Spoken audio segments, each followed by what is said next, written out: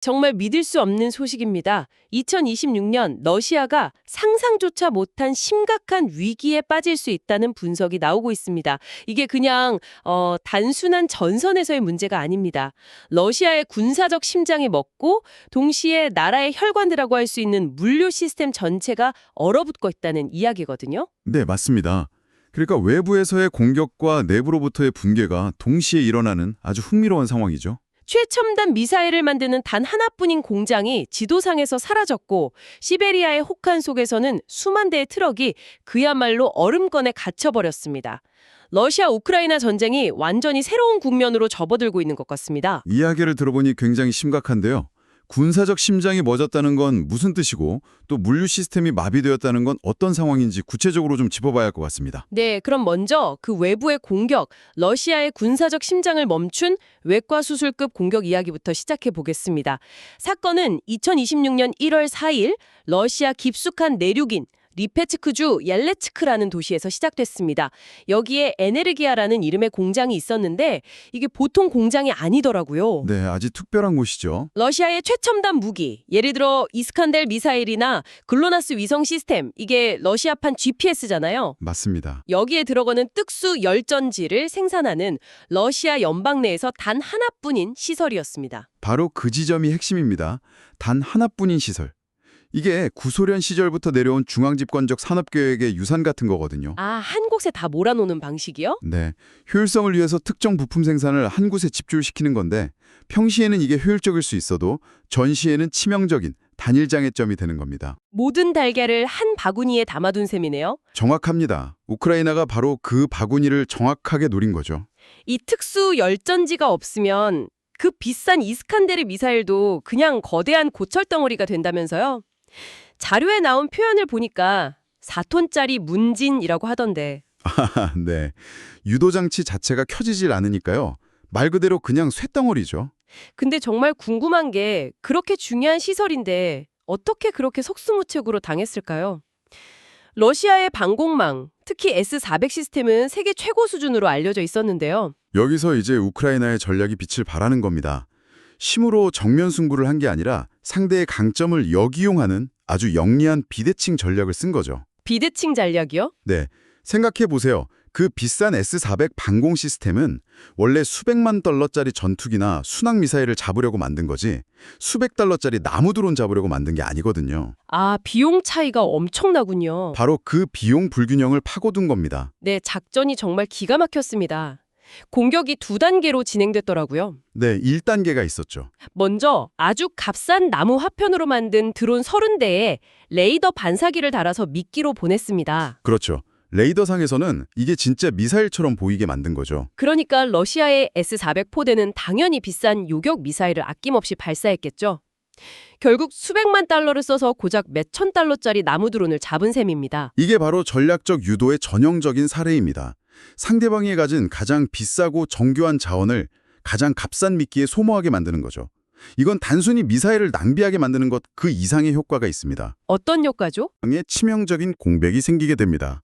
우크라이나는 바로 그 찰나의 순간을 노린 겁니다. 맞습니다. 러시아 방공망이 재장전을 하면서 이제 한숨 돌리려는 바로 그 순간 진짜 공격대가 침투했습니다. 네, 본 공격대죠. 탄소 섬유로 만들어서 레이더에 거의 잡히지 않는 스텔스 드론 팬텀 12대가 지상 30m 높이로 아주 낮게 날아서 레이더망을 피했습니다. 와, 더 무서운 점은 이 드론들이 GPS 신호 없이 움직였다는 겁니다. GPS 없이요? 네, 자체 탑재된 인공지능 AI 자율 시스템이 지형을 파악하고 목표물을 식별해서 날아갔다는 거죠.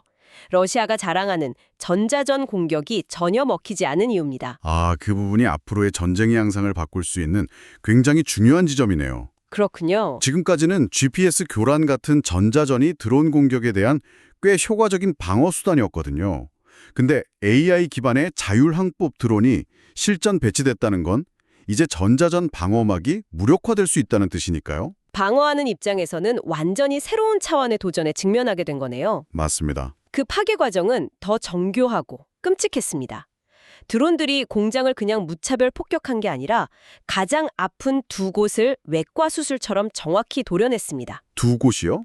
어디였죠? 바로 화학 전해질 저장고와 정밀 조립 홀이었습니다. 아, 첫 드론이 리튬이 가득 담긴 저장고를 타격하자 물로는 절대 끌 수 없는 화학적 화재가 발생했습니다. 리튬 화재는 정말 답이 없죠. 온도가 순식간에 서치 2000도까지 치솟으면서 강철 기둥이 엿가락처럼 휘고 공장 자체가 내부에서부터 녹아내리는 그야말로 전기적 대재앙이 시작된 겁니다. 듣기만 해도 소름이 돋네요. 리튬 화재를 유발했다는 건 정말 치명적인 한 수였네요. 일반 폭발보다 훨씬 파괴적이고 진압은 거의 불가능하니까요. 물을 뿌리면 더 커진다면서요? 네, 오히려 수소가스가 나와서 폭발이 더 커지기 때문에 소방관들은 사실상 아무것도 할 수 없었을 겁니다. 이건 단순히 건물을 파괴하는 걸 넘어서 복구 자체를 불가능하게 만드는 아주 효과적인 전술이죠. 그게 시작이었습니다. 이후 남은 10대의 드론이 차례로 정밀 조립 라인, 품질관리센터, 화학물질 혼합시설 같은 곳을 체계적으로 파괴했습니다. 완전히 해체해버렸군요. 네. 마치 폭격이 아니라 숙련된 기술자가 공장을 해체하는 듯한 모습이었다고 합니다. 그래서 그 결과 러시아가 입은 피해가 어느 정도인가요? 우크라이나는 약 120만 달러, 우리 돈으로 한 15억 원 정도를 들여서 4억 달러, 그러니까 5천억 원이 넘는 직접적인 피해를 입혔습니다. 하지만 진짜 문제는 돈이 아니죠. 물론입니다. 핵심은 러시아의 첨단 무기 생산 능력이 사실상 마비되었다는 데 있죠. 이제 첨단 미사일을 만들 수 없게 된 겁니다. 재건하는데도 수년이 걸릴 거라고 하고요. 네, 수년? 어쩌면 그 이상이 걸릴 수도 있습니다. 이건 단순한 전술적 패배가 아니라 전쟁 수행 능력 자체에 심각한 내상을 입은 전략적 타격이라고 봐야 합니다. 이제 러시아는 후방의 모든 산업시설을 방어하는데 막대한 자원을 쏟아 부어야 하는 이중 전선에 놓이게 됐군요. 그렇죠. 그런데 이 외부의 공격이 더 아프게 다가오는 이유는 바로 지금부터 이야기할 내부의 붕괴 때문입니다. 푸틴이 그토록 믿었던 동맹 겨울 장군이 이번에는 러시아의 등을 찌르고 있습니다. 네, 바로 그 지점에서 이 두 이야기가 만납니다. 외부 공격 때문에 방어 자산을 후방으로 돌려야 하는데 정작 그 자산을 움직여야 할 내부 물류 시스템이 완전히 얼어붙어 버린 상황이죠. 시베리아 바이칼 호수 인근 고속도로의 위성 사진은 정말 충격적이었습니다. 저도 봤습니다. 100km에 달하는 트럭 행렬이 그대로 멈춰서 있는 모습. 마치 거대한 빙하에 갇힌 개미떼 같더라고요.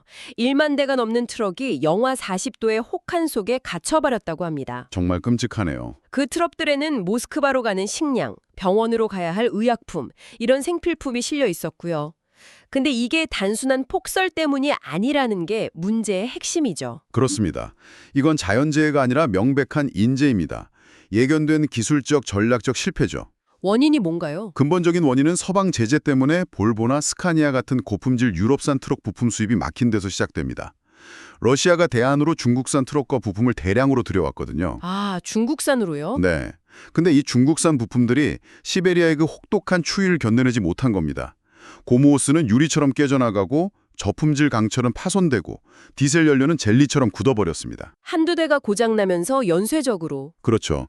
연쇄 반응을 일으켜서 결국 100km짜리 거대한 주차장을 만들어버린 겁니다. 결국 제재를 피하려다 더 큰 함정에 빠진 셈이네요. 도로뿐만 아니라 철도도 상황이 심각하다고요? 상황이 훨씬 더 심각합니다.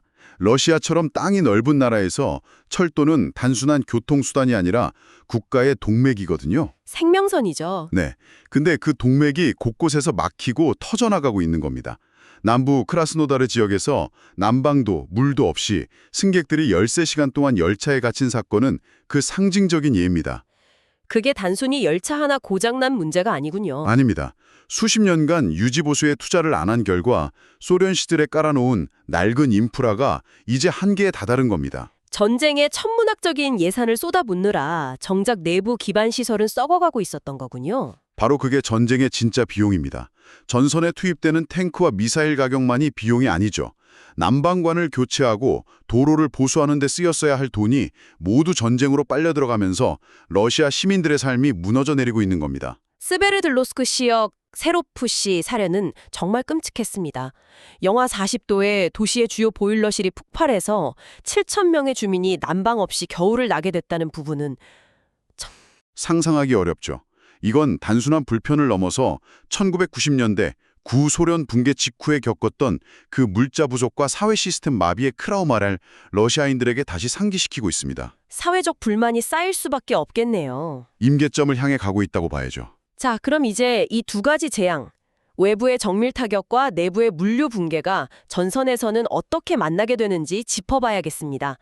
시베리아의 얼어붙은 고속도로가 돈바스의 포성에 어떤 영향을 미치는 걸까요? 아주 직접적인 영향을 미칩니다.